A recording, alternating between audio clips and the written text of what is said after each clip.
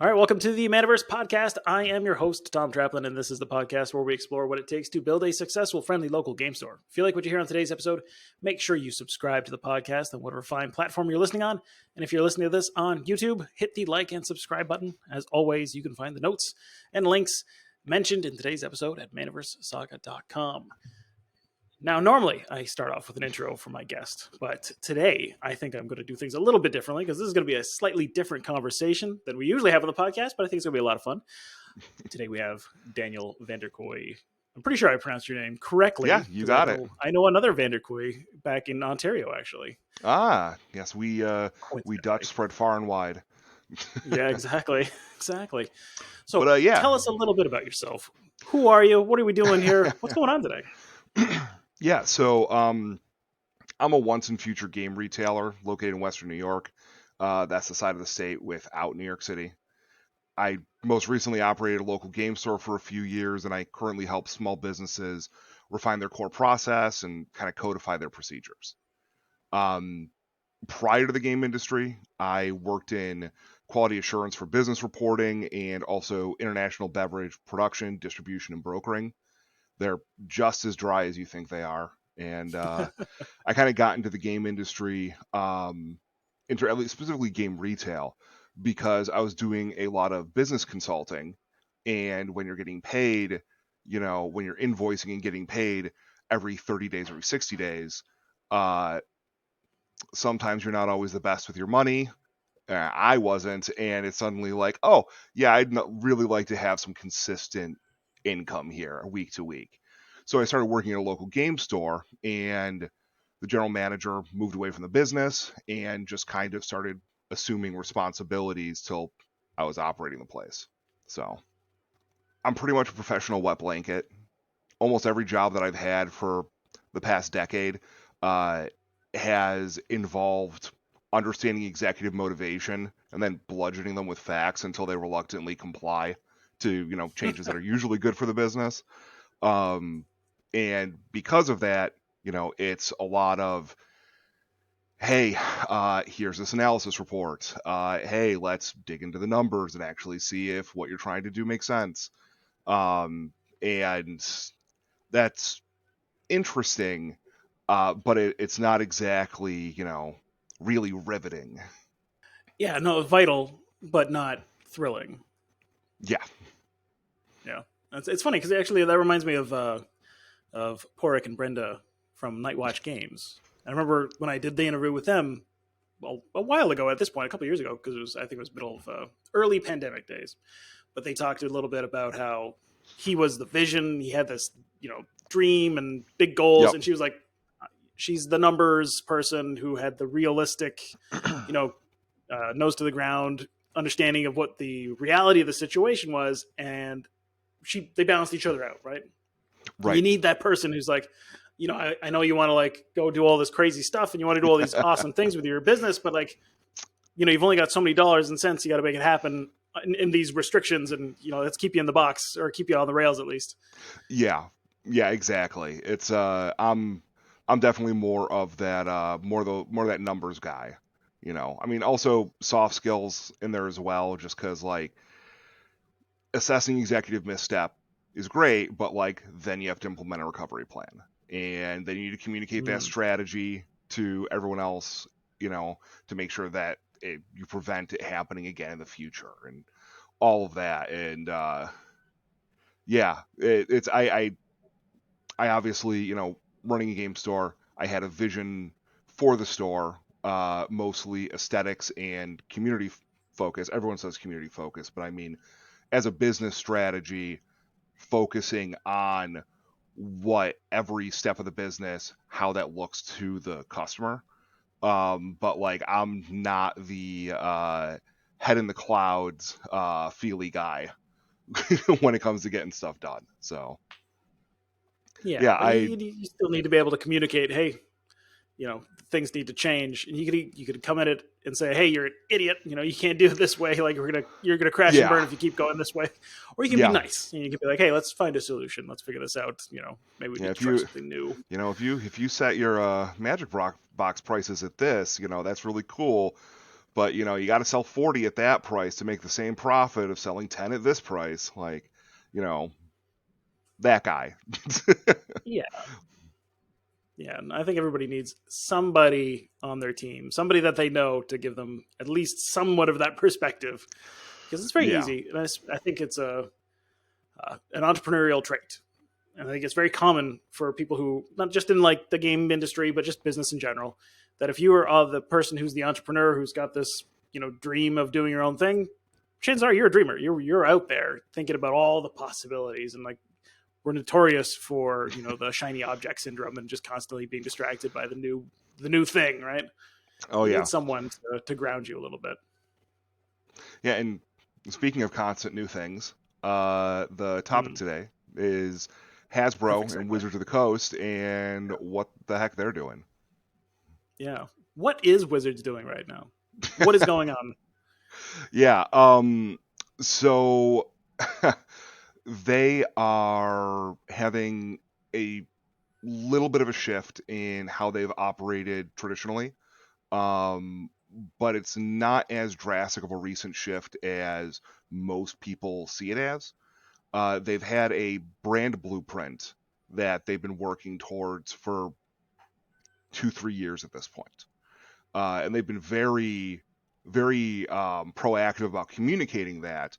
It's just the spaces they communicated in aren't typically ones where even retailers look, and definitely not consumers. So. Yeah, and before we jump into too much of the detail, because this will be a hopefully timeless episode, so some context. This is March 2023. Things have happened in the last few months, and a lot of controversy has come up. Mainly things alongside of, I don't know what it'll be referred to in the future, but the OGL crisis, this whole like hullabaloo with D&D and everything that went along with that. And then also, it's not a new thing, but it's kind of like come to a head in a sense that consumers and retailers, pretty much everyone in the industry, has felt that Wizards is, how to put this nicely? I could say they're abusing the brand a little bit about Wizards, about Magic the Gathering in particular, but overprinting and the idea that like there's too many products, there's too many variations, there's too many things. Is not treating the LGSs as nicely or as well as like they should for someone who's like a vital part of this whole partnership that they've got going on. And this is what we're talking about today. Yeah, as an analyst from Bank of America put it, they're killing the golden goose. Yes. maybe a little dramatic, but yeah, maybe. And it's funny because I've had this conversation, or at least like versions of this conversation, several times over the last few months with store owners that I've interviewed. And it's that the trouble is, or at least like I think one of the troubling things is that the Magic community and Magic players in general are often a very salty bunch. And it's always the end of the world when there's like a slight change, like, oh, the new product, there's some variation of like, oh, this is, the game is dead now. This is garbage. And like, they hate it. Right. So I feel like there might be, this might have kind of, boy who cried wolf kind of situation where the executives are like, don't listen to these people. They don't know what they're talking about. They're going to complain no matter what. But when they do make a bad decision, they don't realize it because they're not getting the feedback correctly anymore. Right. I think there's some truth from both of those positions, honestly. I think that what some of what consumers are concerned about, I don't want to say complain because they're not as much complaining as voicing concerns and asking for information, which they're largely not getting from Wizards. But like things like the 30th anniversary boosters, consumers are very unhappy that they even exist, let alone how the release of them was handled. Hasbro, on the other hand, Hasbro and Wizards, I'm probably just going to say Hasbro most of the time, just because Wizards is no longer a subsidiary. They were rolled in as a division of Hasbro, so it's So sorry, I'm gonna roll back, just get something. Yeah, just get something quickly out of the way. Hasbro's a publicly traded company. Most tabletop game companies aren't. In broad strokes, that means two things. One is that the foremost responsibility of their company leadership is the financial interests of investors. It's called fiduciary duty, and those investors are often the leadership as well. They usually have stock in the company. There's a lot of ways of doing that. Like financial interest can mean different things to different people, but in practice, most U.S. companies maximize short-term profits and try to maintain that growth indefinitely. And I don't think Hasbro's any different in that. The other thing with being a public company is there's something called disclosure. They're legally required to make public financial statements. So every quarter, you can go online, investor.hasbro.com, and you can see how Hasbro's doing. They're truthful about it because the only thing scarier than investors is the SEC. But disclosure involves other information too. So like an annual report, but also announcements of like, hey, there's going to be printing and shipping delays, or we're laying off 1,000 employees, or hey, we just signed a great deal with Paramount Pictures for a movie. So with a publicly traded company, you have the first thing, fiduciary duty, which means Hasbro doesn't look at Magic and D&D the same way consumers and retailers do. And the second thing, disclosure, gives us a look into their current plans and how their past plans worked out. So with that in mind, that retailers and consumers don't see releases the same way that Hasbro does. Magic 30, they concluded sales early. As far as we can tell, they let most of the products sit in a warehouse for 3 months. But however it actually went down, if we use the best information we have on, by the way, in the background, you're going to see a lot of my bird flying around.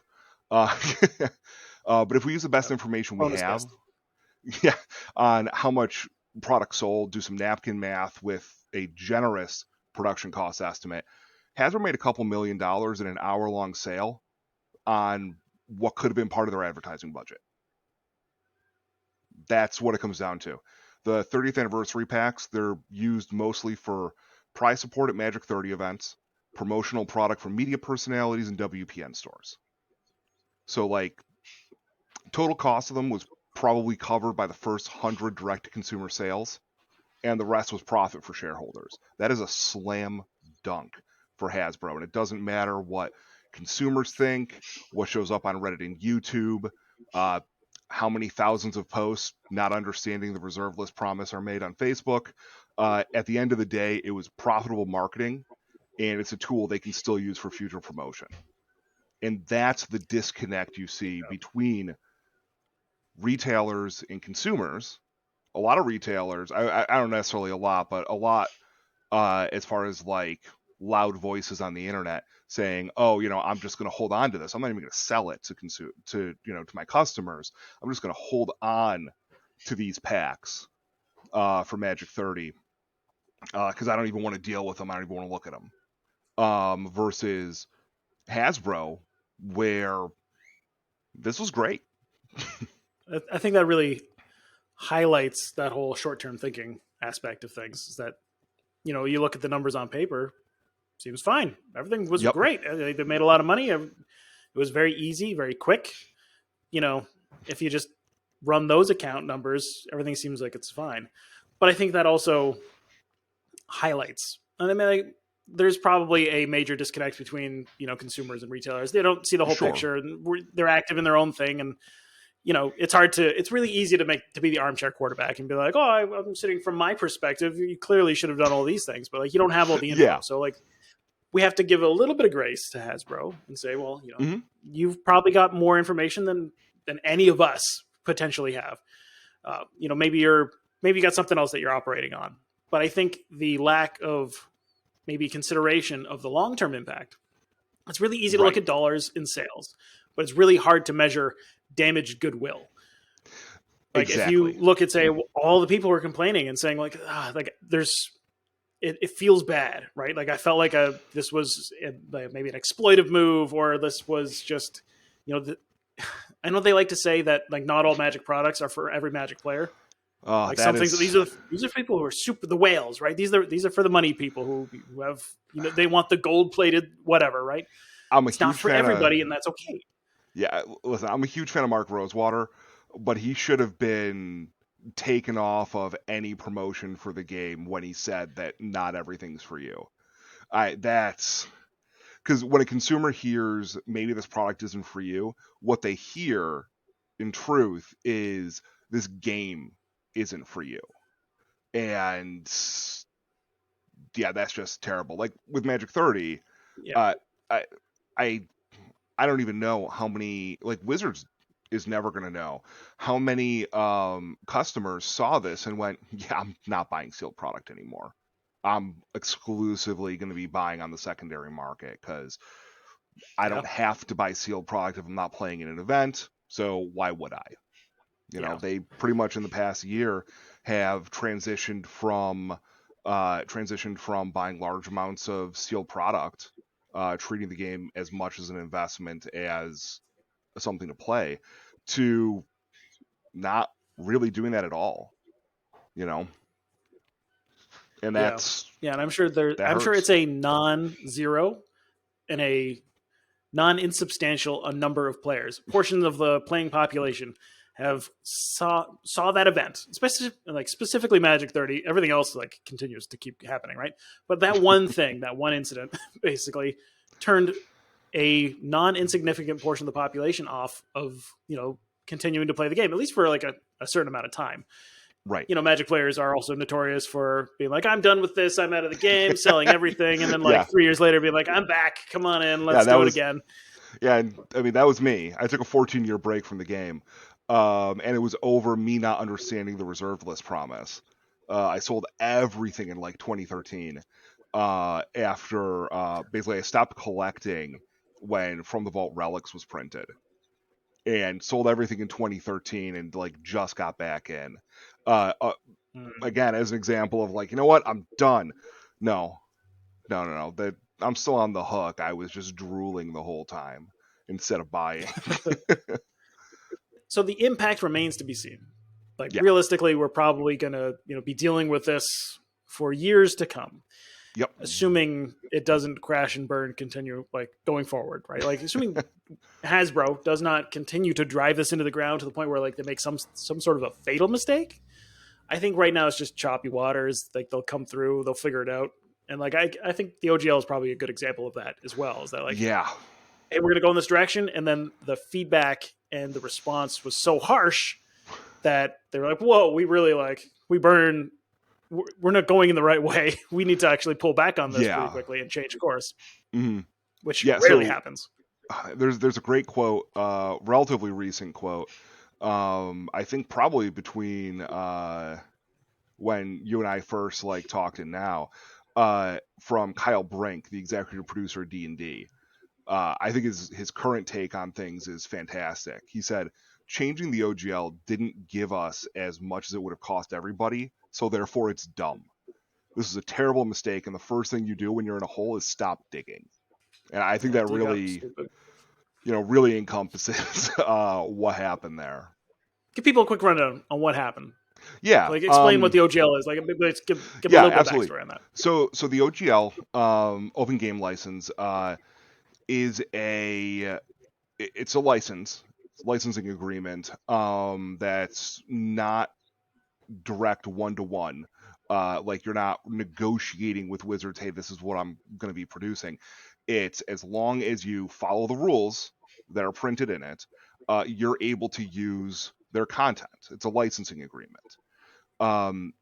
And the OGL that most people are talking about is 1.0A, which was a modification of the original, as well. But the whole thing with it is that it was meant to be forever, just long-standing. Once a promise like that is made, it's kept. And using the language that it was originally written in at the time, it wasn't able to be revoked. Since there's been some legal changes, so you can have something that's both perpetual and revocable, but not at the time of the writing. And so Wizards, um, Hasbro basically tried to revoke it. They tried to deauthorize it and not only create an updated OGL for their upcoming D&D product, 1D&D, whatever it's going to end up being called, but currently 1D&D. And deauthorize prior versions of the OGL, and the new version of the OGL had some extremely concerning and restrictive language in it. Now, I think there was a lot of folks weighing in who are not attorneys, or specifically not attorneys in the areas of law that are relevant. I am not an attorney. You should never take legal advice from me. But I did ask attorneys who I know who work in this area. I have a friend who does licensing agreements and IP law with Disney. And it was pretty clear, at least from him, that whoever came up with this was kind of fumbling around. They didn't really articulate the goals of the update to the OGL very well. And that's where people just started speculating. What happened really was that the update to the agreement was sent out to folks. It was sent out to profit partners and existing profit partners and content creators and folks like that. And it had a non-disclosure agreement attached to it. So you agree to the NDA, you get to see it, you get to potentially agree to it. And people didn't abide by the NDA and quietly leaked it. And there was some, there was basically a kerfuffle over, like, oh, it's a draft, oh, it's not, oh, we don't really know if this is what it says, it's a leak. Hasbro confirmed that the content was accurate, that they sent it out. So we know that the original version that was sent out was true and really messed up. Yeah. And like when you're going to do something, at least like I would consider that somewhat drastic. If you, like, it's kind of like the reserve list, right?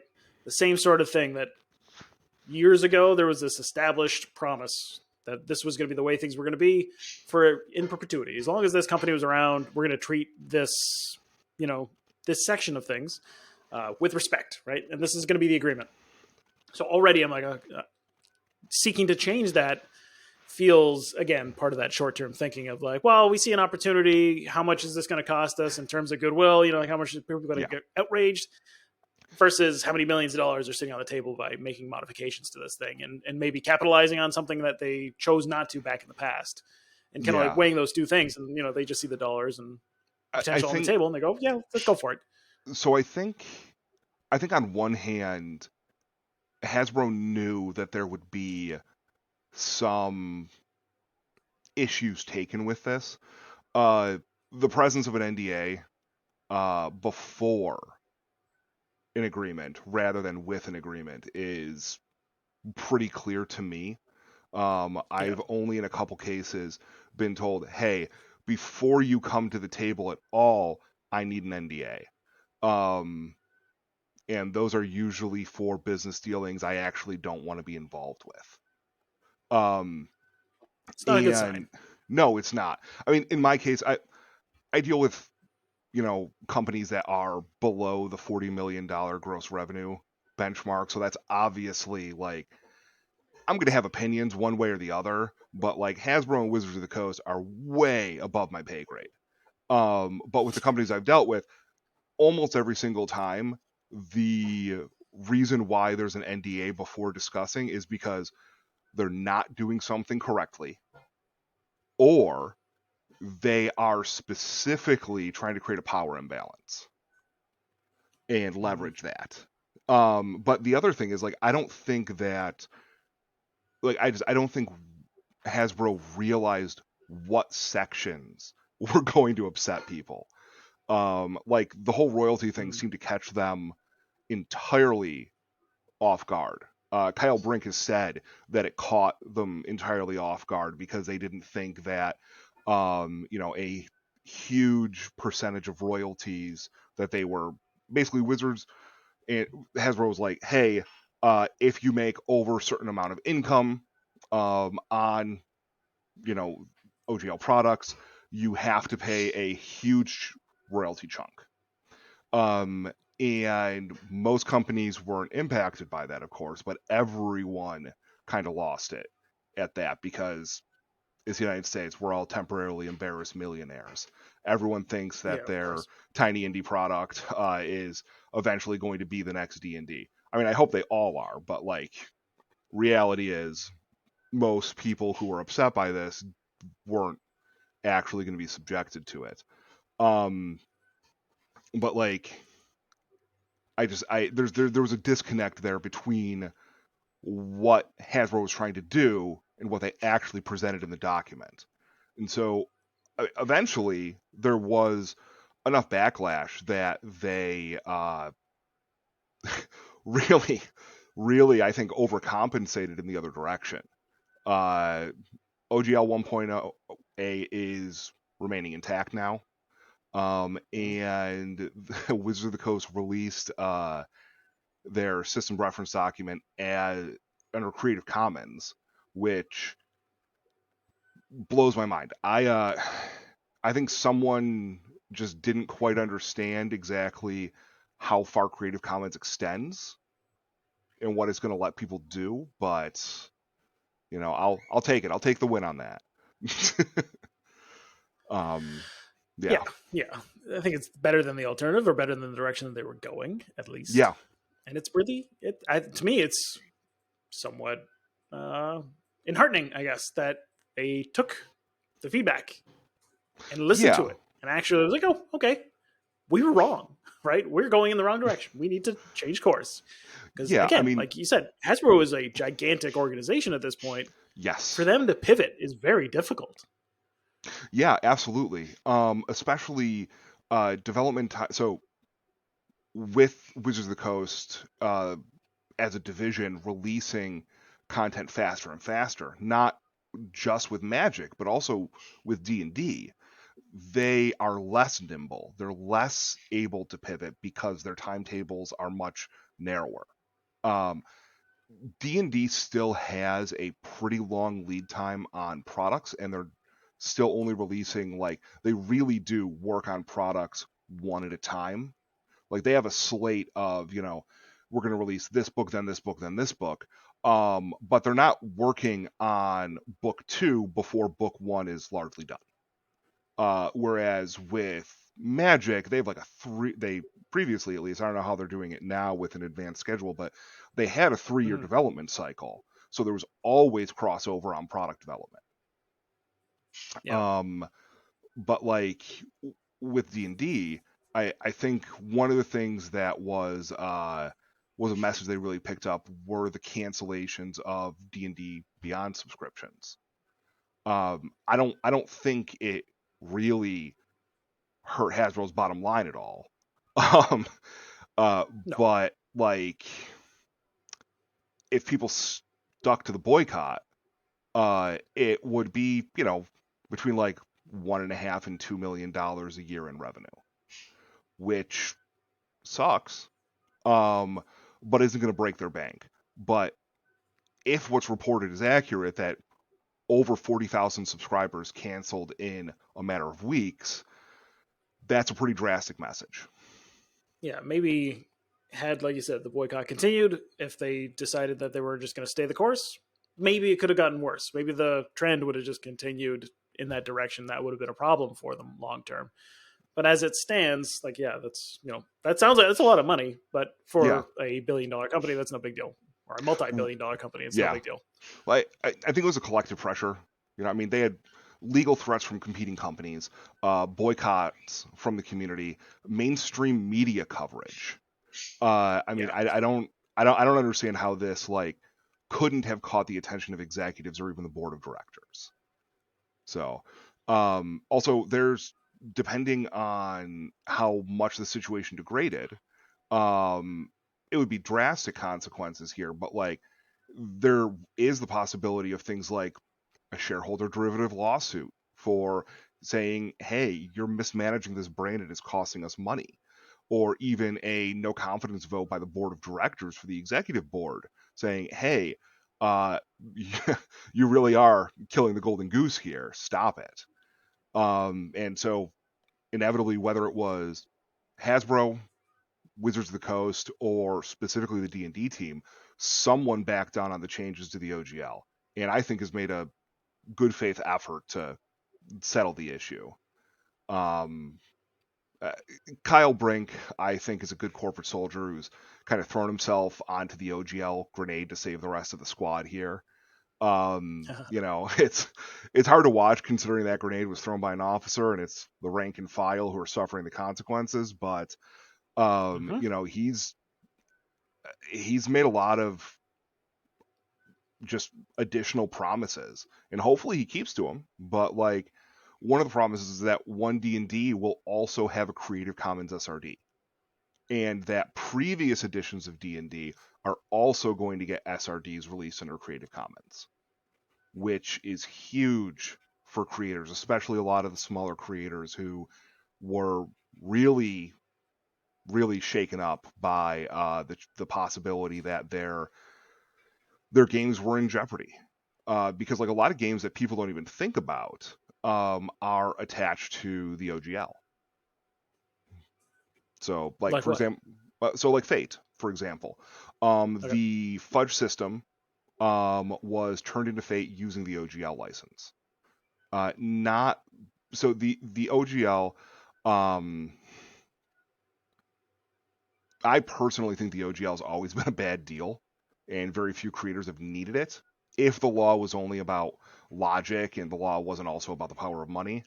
But like from day one, the OGL was a promise that Wizard of the Coast wasn't going to engage in lawfare, the tactical use of the legal system to crush opposition, if you abide by the terms of the OGL. And like during the whole OGL deauthorization debacle, there was a lot of talk about what's actually protected by copyright, what can be trademarked, and so on. And a lot of those people are correct. Like there's videos all over YouTube about it. Most of them are right. Like you can't trademark Magic Missile, or the appearance of an owlbear really isn't protectable at this point. But none of that matters if you're a small creator who can't afford to navigate bad faith lawsuits filed by a company that has a budget larger than most American cities. Yeah, that's the unfortunate reality. And like, this is a United States thing. Like not every country is like this, but the idea that you can sue anyone at any time for anything kind of stinks in this situation, because it doesn't matter if you're wrong, right? And like this actually kind of like ties into the whole like ADA thing with accessibility and like this problem that game stores are having with those things. I do want to touch on that in a second, because I think that'd be another interesting topic. Yeah, but it's the same kind of idea that you could have somebody who's like, you're totally in the right, you have not violated any law, but somebody thinks you have. Right? Somebody has done it. Somebody has decided that you're violating their copyright or whatever. You've taken their trademark and abused it, and they've sent you a lawsuit. They've served you. Now you're stuck being like, well, I could go to court and like spend X numbers of thousands of dollars to try and fight this completely irrelevant or frivolous lawsuit, or I could just pay you that little whatever settlement amount that you want to make you go away. And usually it's way cheaper to just make the person go away. Yep. Which is really unfortunate, because that means that like that's exactly what's happening with this ADA situation, the accessibility stuff, is that the lawsuits, the cost to fight is so much higher than the settlement amounts that they're asking for, that they can just go to the next one and the next one, and the next one. They can just it weaponizes the situation, which is really unfortunate and really, really disappointing. Well, and the ability to combat bad faith claims like that. Really, well, in this particular situation, I don't know how much you have or haven't talked about it, but a lot of these claims are just snap filed. They don't act like a lot of websites do fit the minimum standards of accessibility, but the lawsuit is filed anyway because enough people are going to not even look and be like, oh, what do? I guess I'm just going to pay this. And stopping someone from doing that is shockingly hard. And to tie that back to the OGL too, it's again, if you're a small company, you're just gonna close. Like, it's Yeah. not worth dealing with, especially when the alternative being presented in the OGL update is 25% of your gross revenue. Like, that's more than the profit margin on some of these companies, you know? Yeah. Basically, like, what? No point in even trying, right? Yeah. If you're just going to take it all away, Mm-hmm. what's the point in creating a product in the first place? I think. Come here, bud. Hold on, I'm under attack. Hey, will you please step up? Can you be good? Hey, can you say hello? Can you wave? You're looking at me and waving, but okay. Oh, look at that. For Yeah. audio listeners, the parrot is saying hello. Yes, he's a very good bird. Despite the fact he was just biting me. But you know, kind of like how I really love Wizards of the Coast products, despite how they're behaving. Uh, but yeah, the OGL situation was tough. I think that a lot more people were. It was a lot more concerning for creators and people who wanted to be creators than it really was concerning for the average D&D player. I actually don't think the majority of D&D players even know about the OGL debacle, despite how omnipresent it was on the internet. Just because the average D&D player isn't someone you see in your local game store. They're people who buy their books from Amazon and Barnes and Noble, and were introduced by Stranger Things, Critical Role, Dimension 20. Um, it. I don't think this is going to hurt the rollout of 1D&D as much as a lot of consumers think it will, for better or worse. No, I feel like they successfully put that fire out. And as long as they don't try to deviate too hard in another direction again in the near future, they could probably just keep going forward as if nothing happened. Hey, we made a Yeah, mistake. We owned up to it. We fixed it. Let's keep going. Let's keep having fun, right? I think they could push forward, at least in that regard. I think in terms of Magic, I think they've been kind of going in.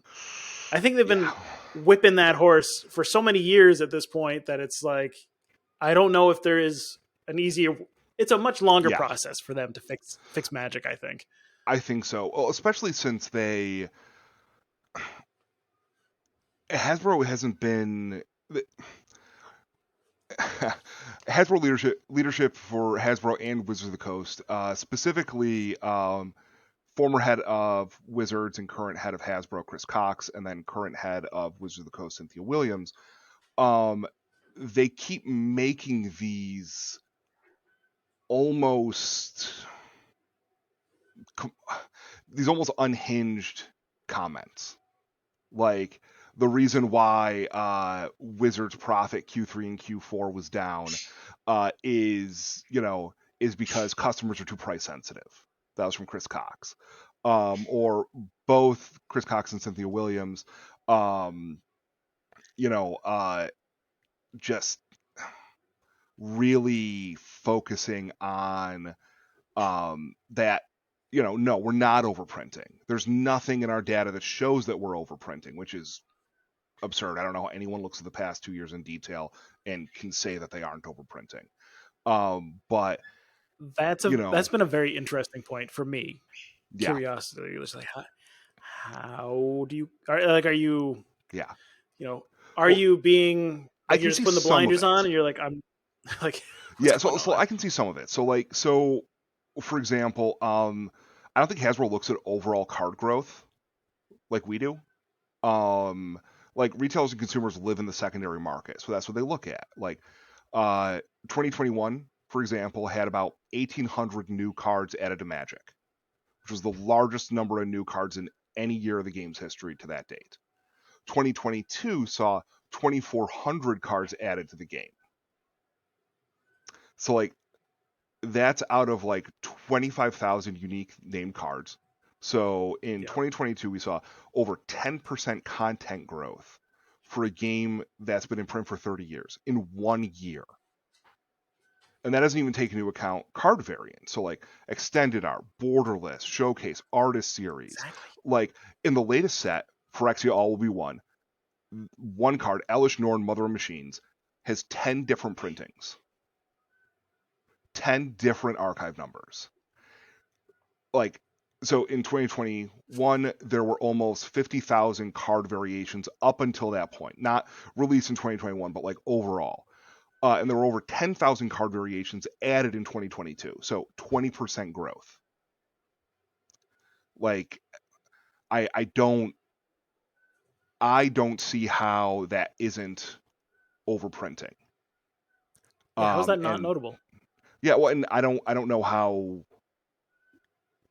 consumers can keep up with that. Now, the answer from Hasbro has been they don't have to. No one's making them. But that's a really bad response. Yeah, especially when like the history, you got to take into account the fact that players have been playing the game and experiencing the game and collecting the game for some of them anyways, for so many decades. And they've had this expectation of this sort of experience forever, basically, for the entire existence of this game. And it's also very rapidly changing. Well, also, and like that's also jarring, right? Like that's part of the problem is that it's not a slow rollout. This is like a very rapid change in terms of strategy and production. And like, I don't think it has to be a slow rollout either. But Hasbro has something that most creators would kill for. They have customers who want to consume everything that's produced. The average Magic player wants to keep up to date on everything, wants to try to collect everything. Finding that sweet spot where they can, like, tabletop gaming is a luxury market. It sounds absurd to say that, but it is. It's a luxury market where it's paid for with disposable income. And when you have a consumer base that's saying, we would like to spend all of our disposable income on this product, but you're making it so we can't. What Hasbro hears is, you're going to spend all your disposable income anyway, and maybe we can hook some larger people. But what they're not seeing is the number of customers who are now no longer on the hook because of it. And they can't track that. They don't have a method of data collection for that. Again, it's almost impossible, or it's very difficult to measure lost opportunity. Yeah, like you can't see the things that are not happening because of what you're doing. Right? Yeah, the economic principle of like whether it's who you the opportunity cost. Yeah, whether it's who you're turning away from your community in the game store, or it's who you're turning away as a customer with your card game. Yeah, exactly. But Hasbro also, like, sealed product releases are exploding too. Like in 2020, there were 12 physical releases and 26 secret layers. 2021, 14 physical releases, 46 secret layers. 2022, 18 physical releases, 60 secret layers. There's over 80 secret layers planned for 2023. Like, that doesn't even account for the variety of product types in most releases. So, like, some releases are just commander decks or solo products like Time Spiral Remastered. Great release, by the way. But increasingly, releases have draft boosters, set boosters, collector boosters. Whereas before, and when I say before, I mean like 2019. A few years ago. There were just draft boxes. That's all there was. I personally love set boosters. I would actually love to see Wizards no longer providing draft boosters to the community at large and letting them be a WPN only product, but that's my retailer pipe dream and not something that's ever going to happen. But like, I love set boosters, I believe in set boosters, but like, when every single release has 3 to 4 product types, customers can't keep track of it, retailers can barely keep track of it. The number of retailers who play Magic and can't even play the game anymore because they're spending all of their hobby time as work time keeping up with the product is, that sucks. Yeah. Like I think I see it kind of from between. I see it from the retailer side because I work with a lot of them, and I see how much like the SKU count has exploded. And how just that adds a certain amount of burden to managing everything, right? It's just the more SKUs you got, the more complicated things become. Mm-hmm. So there's already that factored in. But also as a player, the idea, like you mentioned, that a lot of players came into this game with the idea of collecting. That was a big portion. You wanted to play, you wanted to enjoy the game. Collecting was also like a high, either the primary goal or the secondary goal. It's up there, right? But Yeah. at this stage now, because there's so much proliferation of product and type and variation, the ability to collect and be the completionist is almost impossible. Yeah. Like I've known so many people personally who were players who that was the thing. A new set would come out, they'd get 4 of every card, they complete their binder, they put it on their shelf, and that was their thing. They wanted to do that. But it's almost impossible for the average person to be able to do that without spending an exorbitant amount of money at this point. In 2022, that's over 40,000. If you want full play sets of every variant, that's over 40,000 cards. Which is crazy. Crazy. That's I would hazard a guess, and I may be wrong on the specifics here, but I'd hazard a guess that is last year was probably the equivalent of having a play set of every single card from 2000 and earlier in 1 year. Yeah. Like something along those lines. Yeah. Which is a big ask for somebody. So it basically makes the idea of collecting the game unattainable, which I think is turning people off. I think it's the idea you can still play. Obviously, you can still play the game, and if you don't care about what the variants are, you don't care about what the cards are, or like which version of the cards you have, and you don't care about collecting all. If that's your motivation to play the game, then it's not a big deal for you. But maybe the question is how many people are finding that distasteful, right? Like that's maybe like the source of their ire, right? Like they don't like the situation, but they don't really know exactly why. They're just angry because it just doesn't feel as good as it used to continue playing the game. Yeah. And it also doesn't feel good to know that the company's like, I just want your money. Like what I want to do is I want you as much of your money as possible.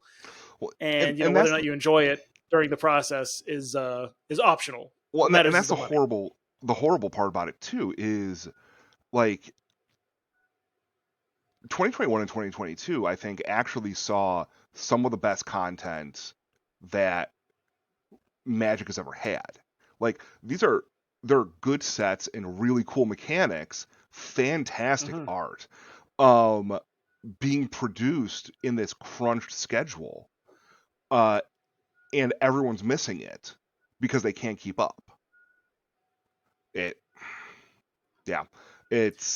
I've had customers liken Magic overprinting to sports card overprinting in the 90s, and I think they missed the part where like those sports card companies are doing great now, and they did great then, and it was retailers and collectors who got crushed.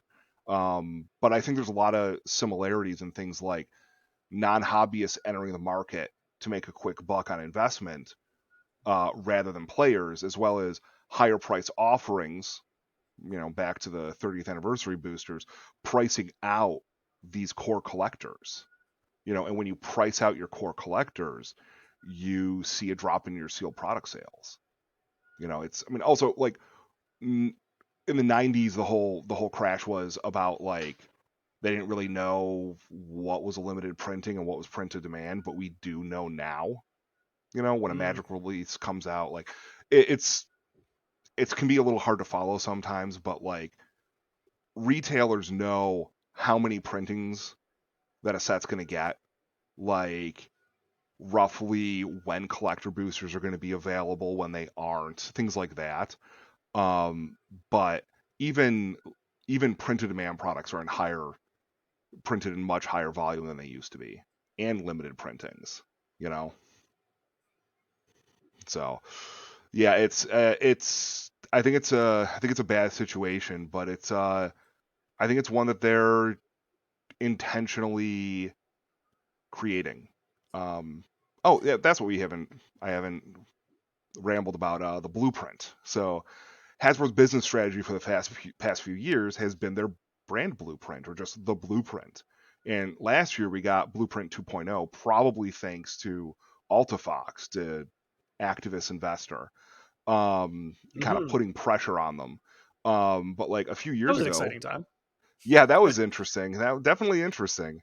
But like a few years ago, Chris Cox outlined his vision in an investor presentation. I think it was end of year 2019, actually, or beginning of year 2020. And he and now Cynthia Williams have kind of repeated it and expanded on it every chance they can get for the past few years. Like there's a lot of weeds to get lost in the blueprint, so like I just ignore anything that's not D&D or Magic. But like there's 3 big points on this. Like, one, they consider Wizards Play Network a captured market. So, and this is where the prediction kind of comes in, because like instead of predicting what Wizards is going to do, they literally are legally obligated to tell us what they're going to do.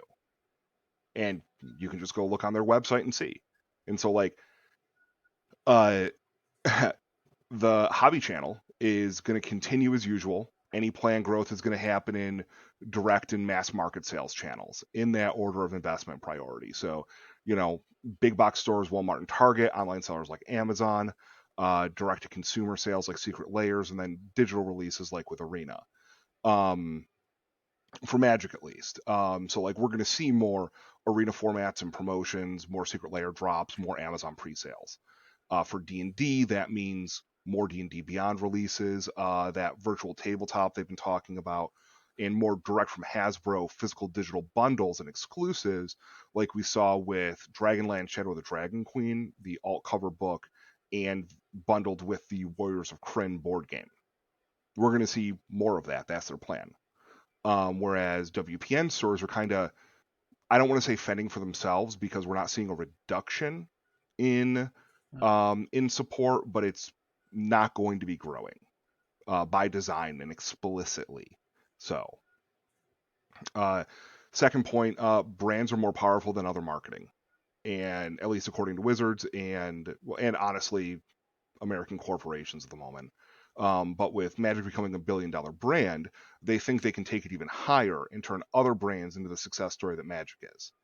So that focus on brand, what it changes is crossover branding like Universes Beyond for Magic and setting crossover books for D&D are going to happen a lot more because it introduces that brand to new markets. Same with growth media like the D&D feature film or the in-production animated Netflix series for Magic.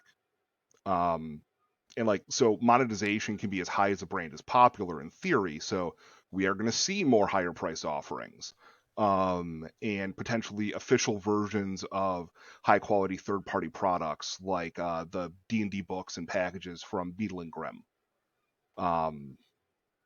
See more official versions of things like that.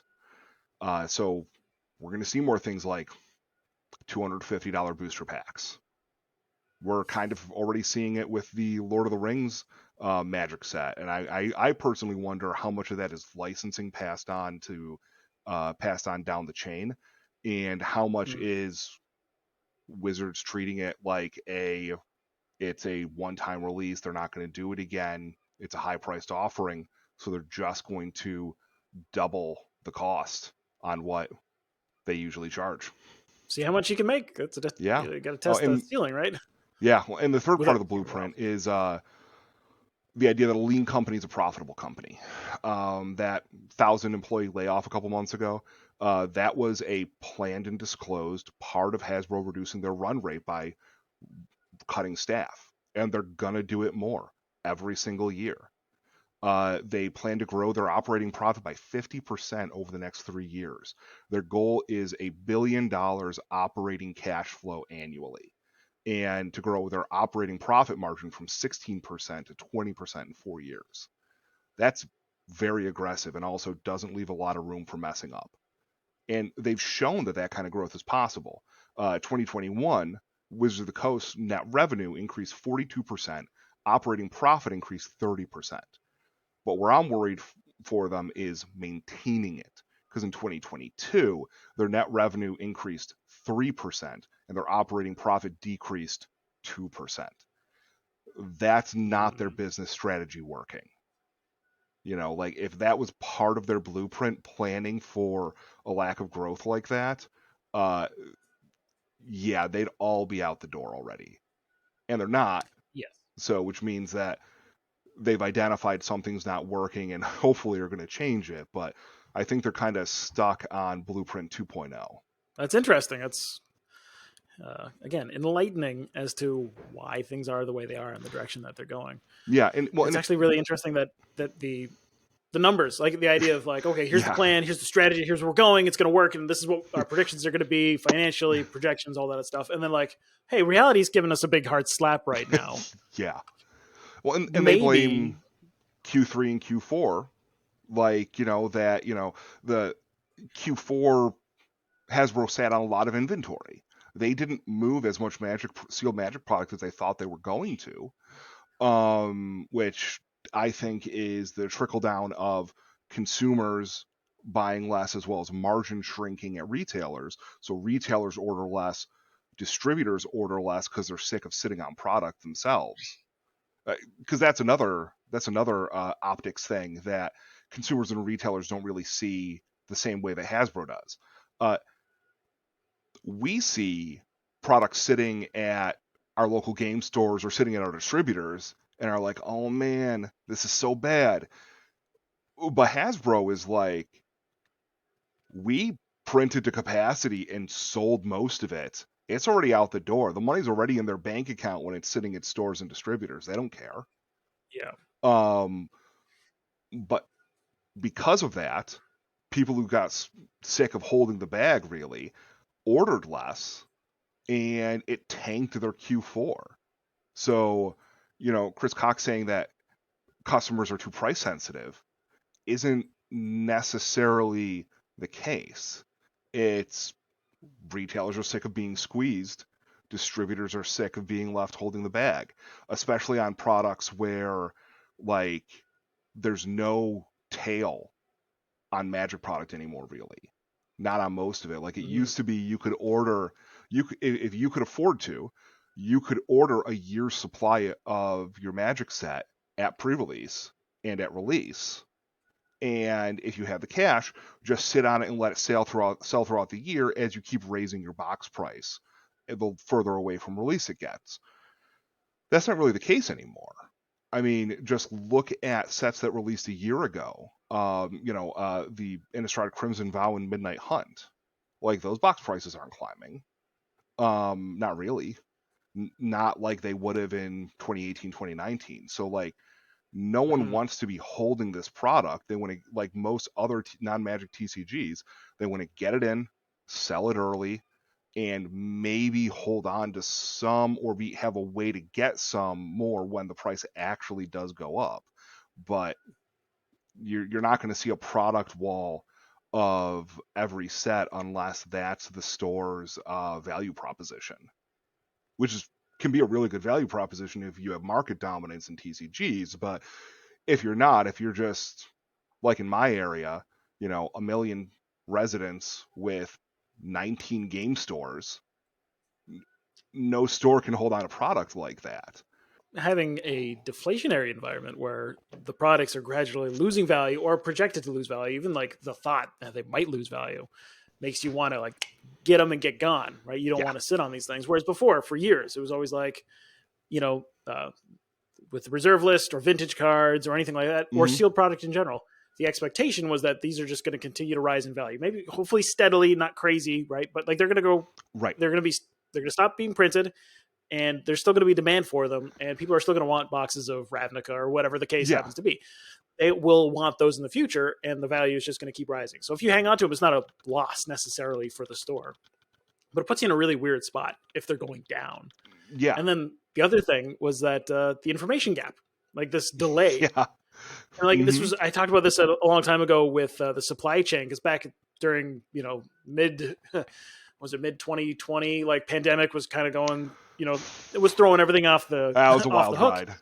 Yeah, and the supply chain was completely disrupted. Right, like it's just across the world. Every industry was impacted by this, but we're still feeling the effects. But the thing is, you don't feel it right away, right?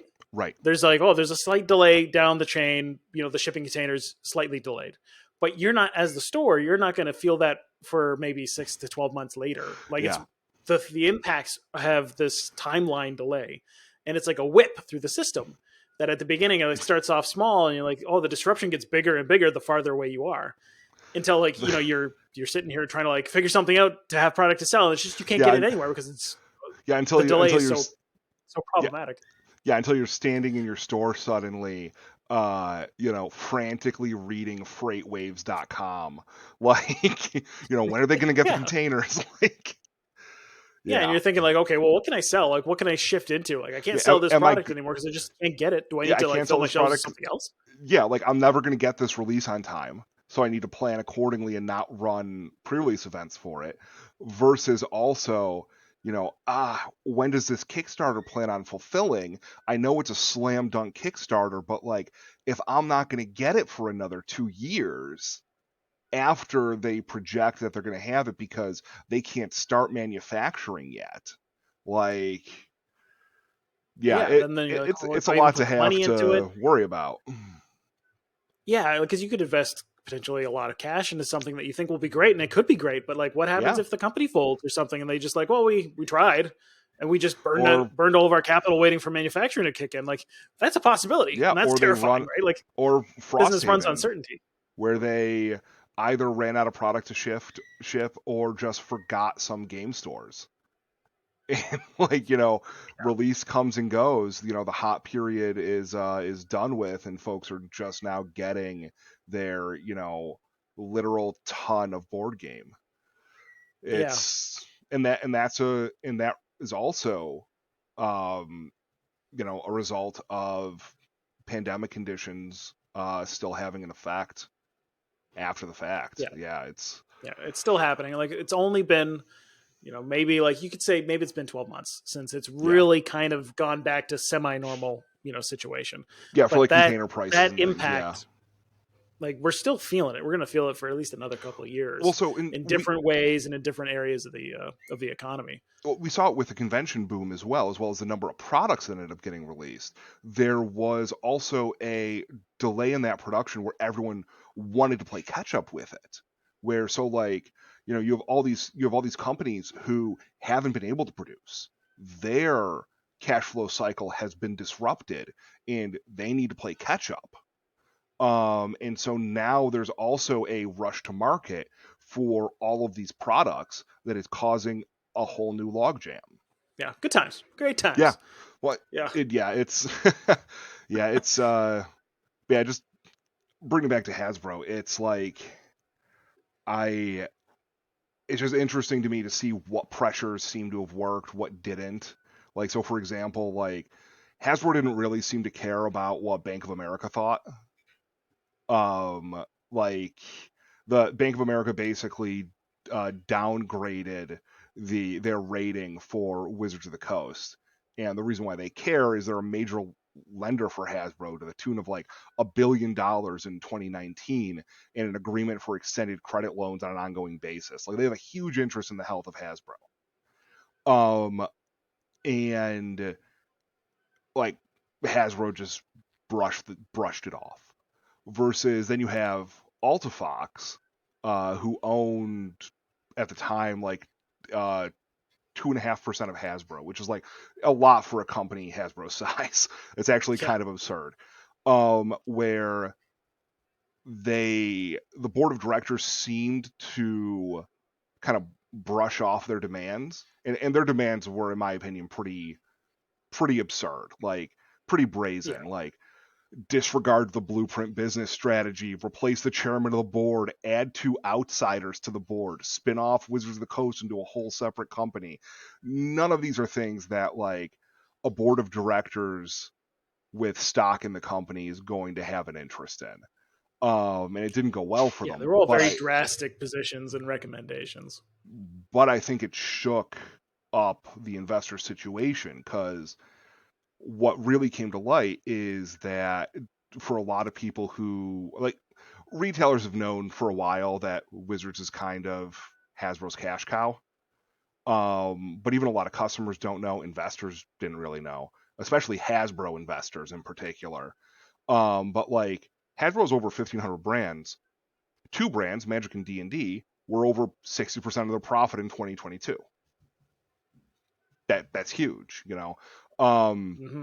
I liken it to the Eye of Sauron, turning to look at the ring bearer. Investors have seen that Wizards of the Coast is the single largest profit center for Hasbro, and now that it's known, there's going to be unbearable pressure on these brands until either the brand breaks or someone finds a way to get in between the brand and investors.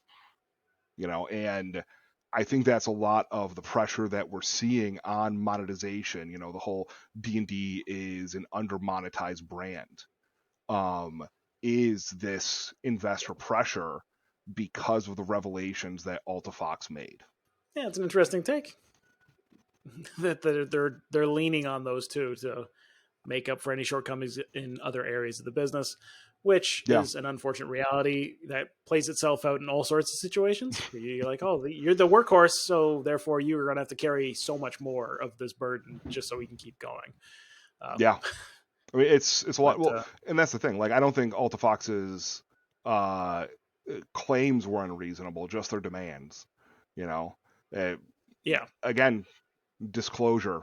Like, you can go and look and see how other parts of the business are doing.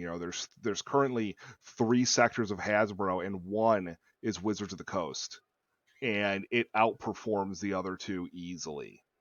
So, like, all of their consumer products are about half of Wizards' revenue. That's wild. Yeah. Well, it's funny too, because that reflects a lot of game stores in a sense that, like, Wizards products represent the vast majority of their revenue over the course of a year. Yep. Like, how many stores are built off the back of Magic the Gathering, right? Like, yeah. In looking at the blueprint, the mostly unsolicited advice that I'd give to retailers is make sure you're not the ones left holding the bag. And I don't mean if something goes wrong with Wizards. I mean if something goes right with Wizards. If Hasbro's blueprint continues as planned, they don't plan on investing in you more. Their products, their goal is to improve their run rate. That means lowering their own costs and raising their own revenue to increase their profit. We've already seen measures prior to the blueprint going into place, like the removal of MSRP for Magic products, which seemed like it was a great thing because then we could rely on market price, but that's not the case. What it really does is it makes that margin hidden from the general public as well as from retailers. So, like, we're seeing market price dictating that local game stores don't have a margin unless they make one for themselves.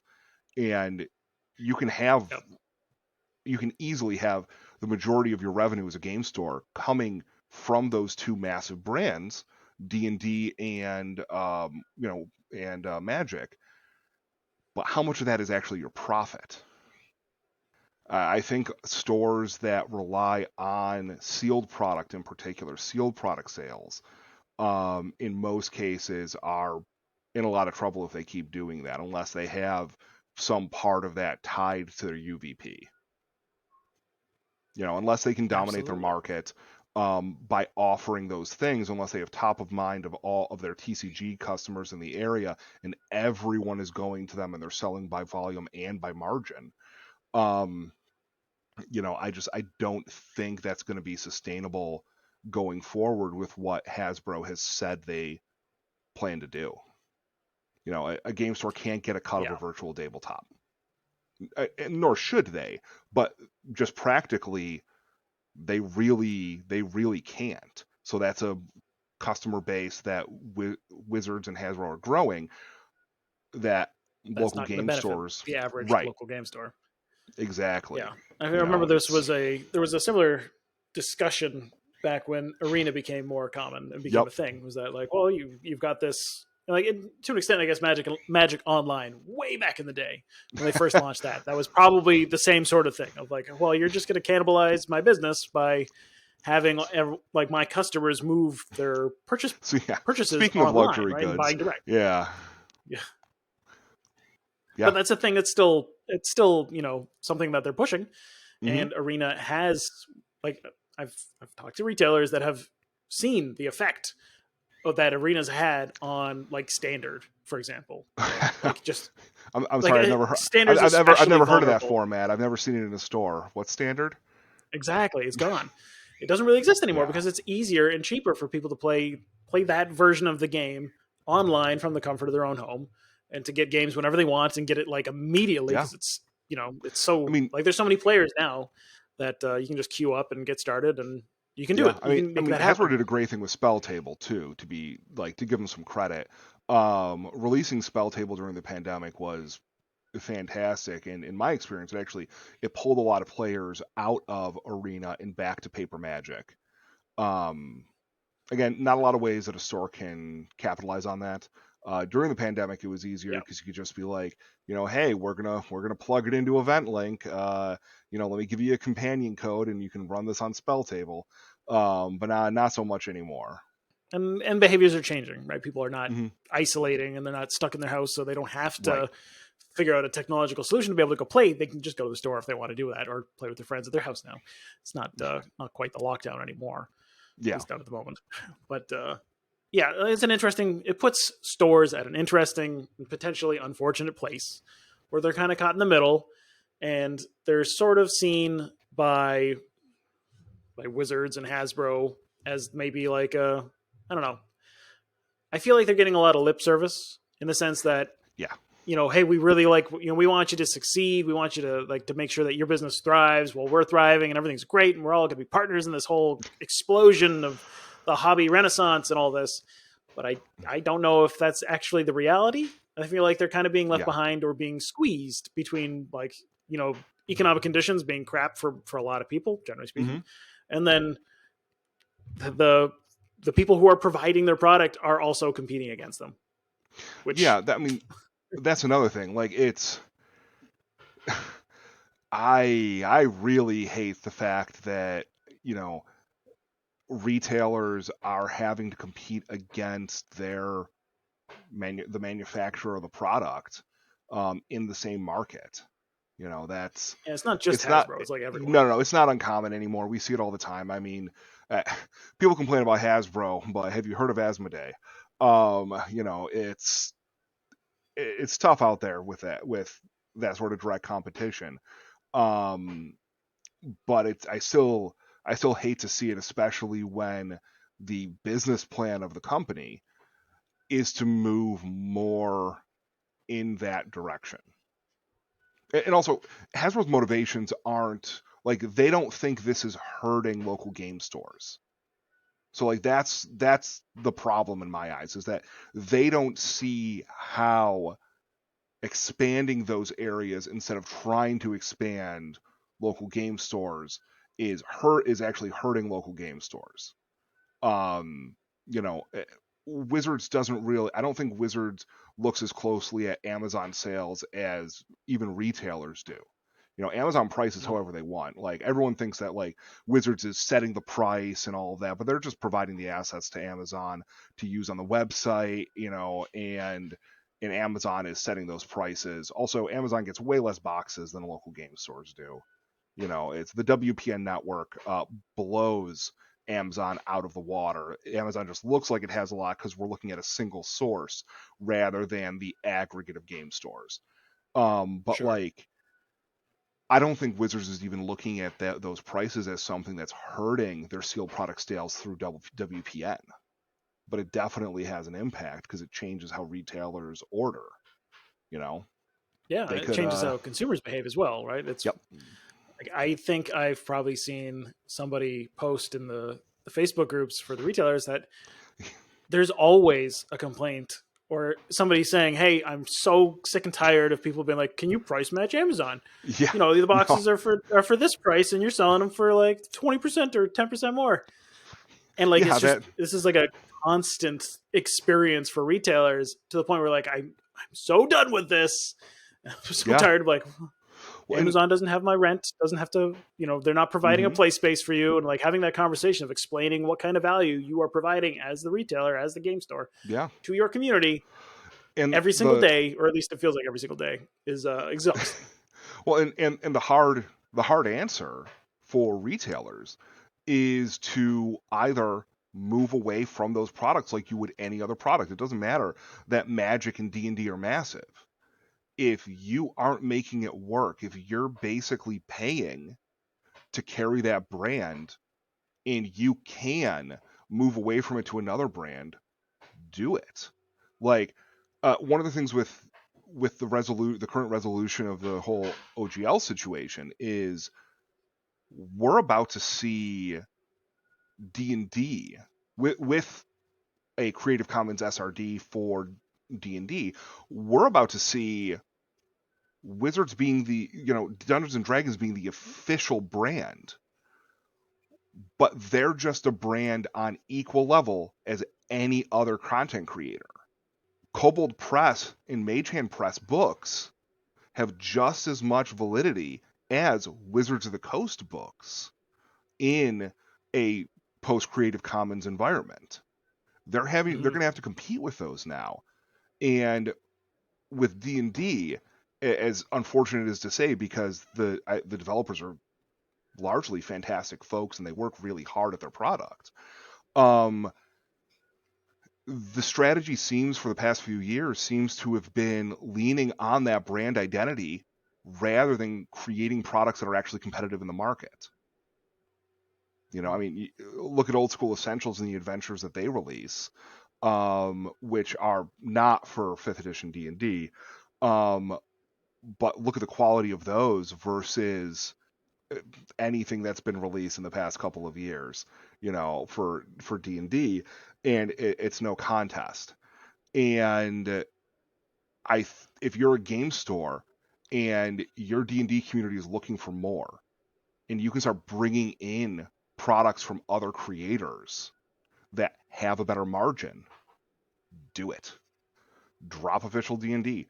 People can and will get their books on Amazon and Barnes & Noble and other sellers like that. Target. Carry the core books as a loss leader and bring in third-party stuff that gives you a better margin. You can supply better, and you're not stuck constantly discounting. Unfortunately, we can't really do that with Magic. Like, there's other TCGs, of course, that are fantastic. I mean, Pokemon is still doing great, although prices are kind of tanking compared to where they were during the collectibles boom recently. But like, no one is going to eat Magic's lunch at the moment. Flesh and Blood's really cool, and I think it's a fantastic game. But we're not going to be seeing conventions every 3 weeks of the year for Flesh and Blood anytime soon. Definitely not. And so, like, Lore Canon might give it a run for its money, but we'll see. I mean, I think people underestimate how much money Disney is about to throw at Lorcana. Like, the advertising budget for this game is probably going to be larger than Hasbro. Like, I think it's going to give it a run for its money. There's a lot of hesitancy on my part in terms of like the staying power of the product, but even dipping your toes in, I think would be a great move for retailers. Just Disney is a huge market on its own, and you're going to pull in a lot of folks who are not traditional or existing gamers. Yeah. Yep. But if you're able to collect Disney stuff, Disney merch, Disney things is tremendous. And it's, just by having the product on your shelves, you will naturally be able to pull in and sell to those people who would not normally necessarily step into a traditional game store.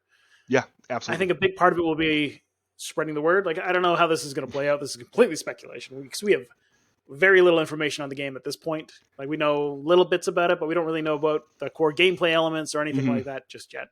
Yeah, we don't know what it's going to look like, release schedule, all that stuff. Yeah, we don't know how they're going to be doing chase cards, anything like that. Yeah. Yeah, so who knows? So there could be a lot of things that'll change between here and or now and when the game actually does get released. But like, it feels like the potential is so gigantic. Hello again.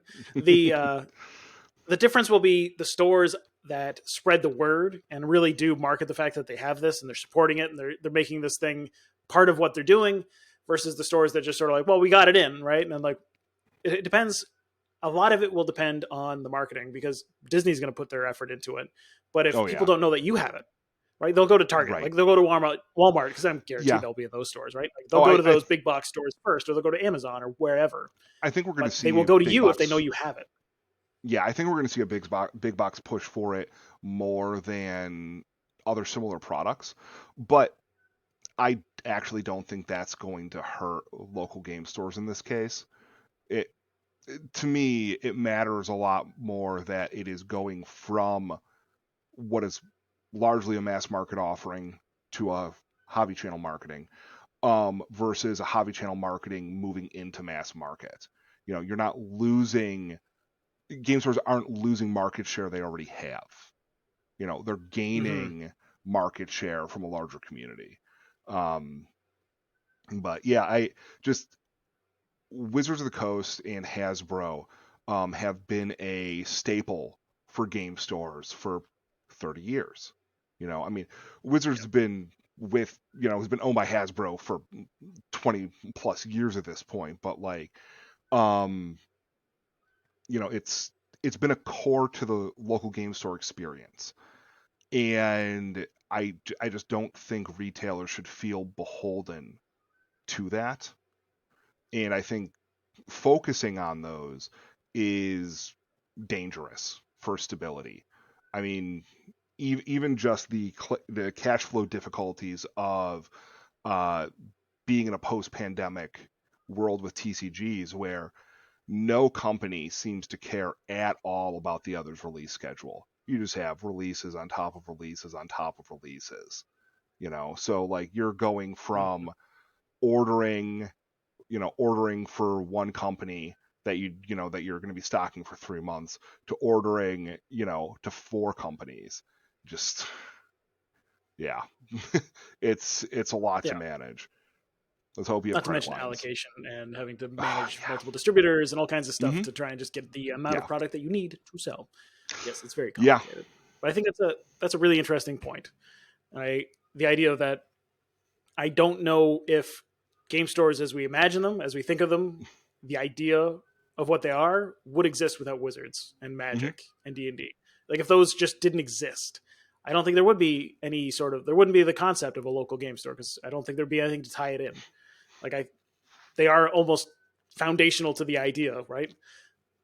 But at the same time, you have to be willing to be flexible and pivot. And like, if it's no longer fitting your business model, if it no longer serves you, you have to be willing to cut it in the same way that you would any other product or product line that's not really moving for your store, right? If it's not working for you, and it's not working for your community, it's not working for your business, maybe you need to reevaluate it, right?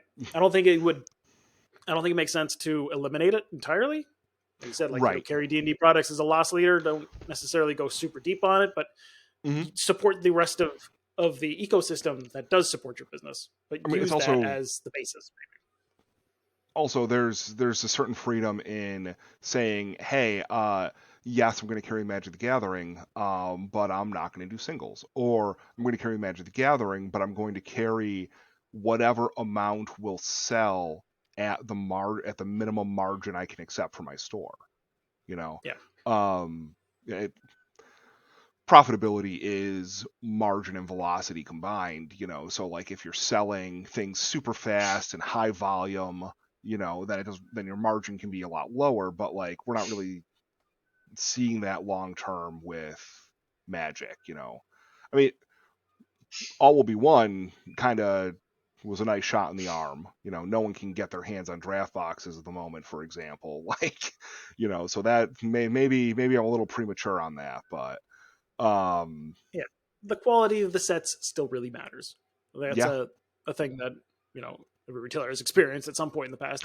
Oh yeah, where like sometimes you get a let's think back, Kamigawa, right? Sometimes you get a Kamigawa block original, and you're like, oh well, womp womp. And then sometimes you get a Mirrodin block, and sometimes you get a Ravnica, right? Like, very different experiences in terms of business.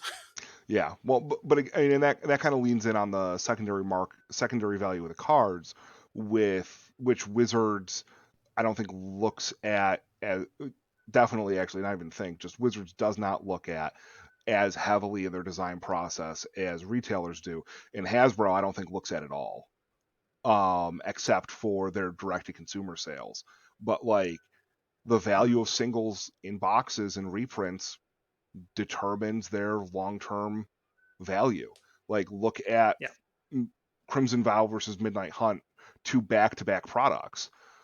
Midnight Hunt, people still have some interest in because there is a single chase card in there, Meat Hook Massacre, that they want. There's nothing like that in Crimson Vow. So no one cares. Versus an extremely high price set like Double Masters, which is still in demand. Set quality matters. I think that's Yeah, absolutely. The unfortunate part is that it's very hard to evaluate that ahead of time. You can kind of It get a is. feel for it, right? Like how many sets are like, Yeah. this looks great, the art looks great, the cards look good.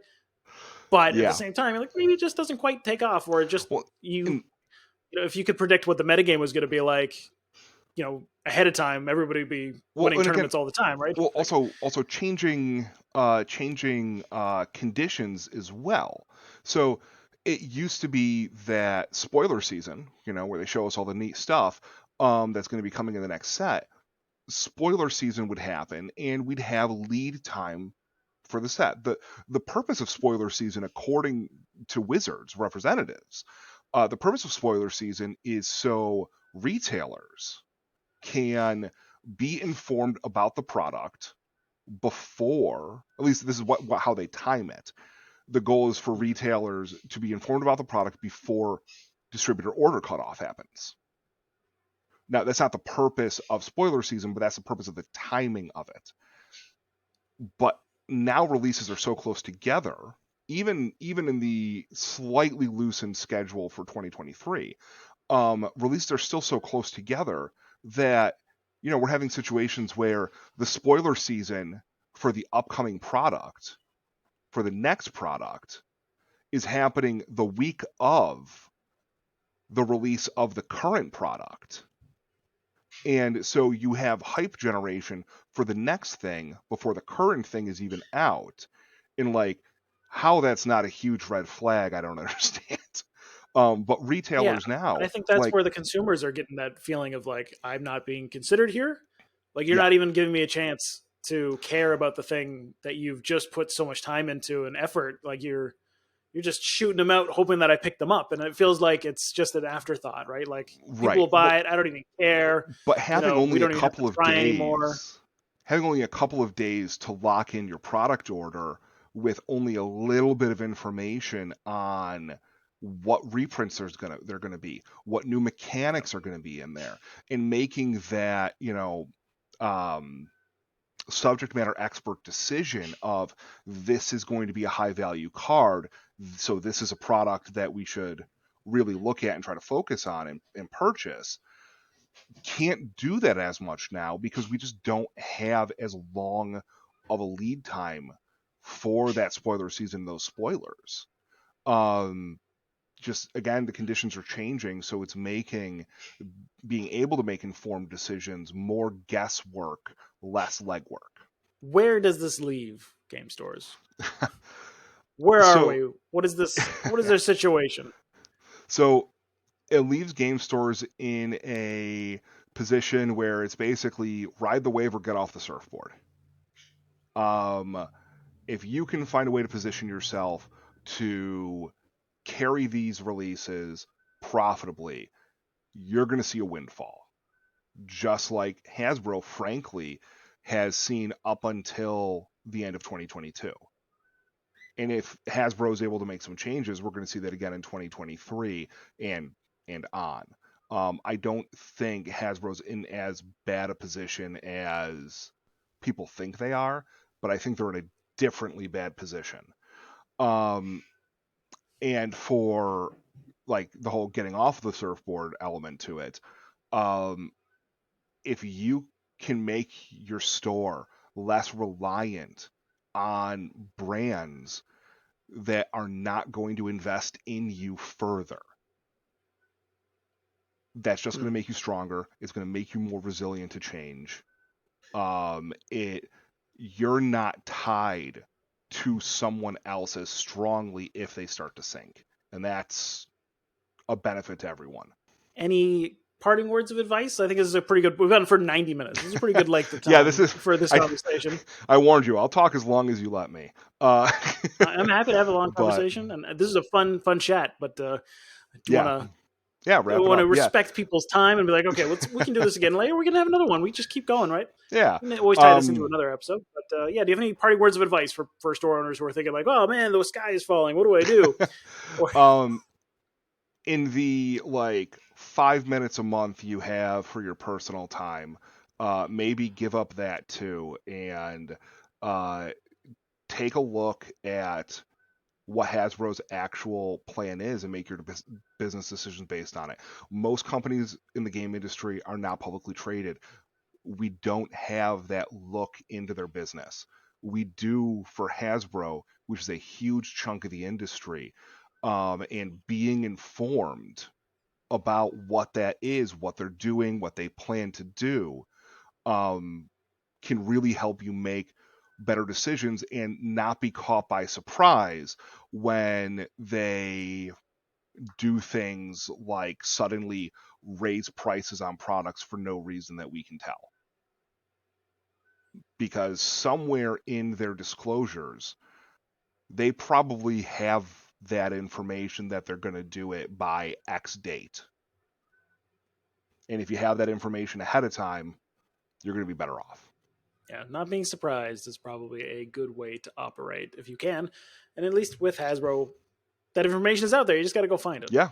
And a lot of people in the industry keep things close to the chest. Some of these resources in the show notes so that people can find that a little bit easier. Yeah. All right. Yeah. All right. Well, where can people come and connect with you? If you want to, if someone's like, oh, who's this guy? I want to talk to Dan. Where do they go? Yeah. Yeah, I'll include a link to it. Honestly, there is a Discord community for the Greater Buffalo area gaming community that I moderate. That is the easiest way to get a hold of me, or emailing me. Currently, best way to get a hold of me is dan@brokencrown.games. And yeah, that's really it. I have social media presence all over and things like that, but mostly my business dealings at this point have gone back to what they were prior to getting involved with the local game store, which is a lot of what I do is intentionally private because the clients want it to be and things like that. So I don't really have online presence otherwise for that. But gotcha. Yeah, if you want to include a link to the Discord, that'd be great. And absolutely. Yeah, if people want to talk to me, just email me. I'm always available. All right, sounds good. Well, I will try and send people your way. Hopefully, some folks reach out to you and get connected because you're a smart guy. You're well connected. You know what you're talking about when it comes to the business. I appreciate that. I do recommend people. If you got some questions, feel free to ask. Well, thank you very much for coming on the podcast. It was a lot of fun. Thanks for having me. Great conversation. This wasn't the most upbeat and positive aspects of things, but sometimes you got to talk about. I'm a professional wet blanket. Well, hopefully people got some great information out of this particular chat that we just had. And I'd love to have you back in on again and talk about, other stuff. I'm sure there's a whole world of things that we could discuss. Definitely. Indie RPGs, that'll be much more upbeat. Well, maybe that will be an upcoming episode. Feel free to let us know your thoughts on the podcast as well. And we'll talk to everybody again in the next episode of the Manaverse Podcast.